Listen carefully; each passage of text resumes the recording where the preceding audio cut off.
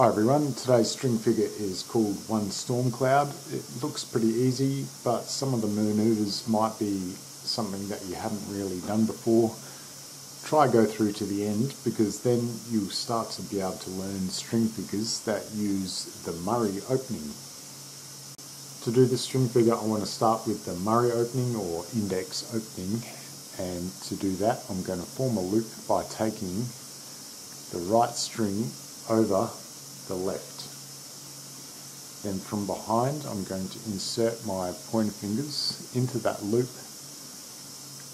rotate my hands around and spread my hands apart.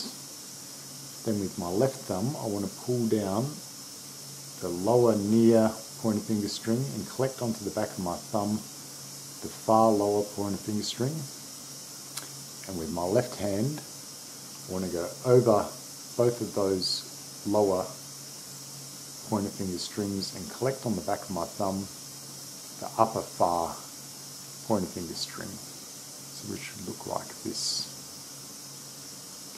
Then we should notice there's these two triangles here at the lower part of our pointer fingers. I want to insert my ring, middle and little finger into those triangles and push away that far pointer finger string.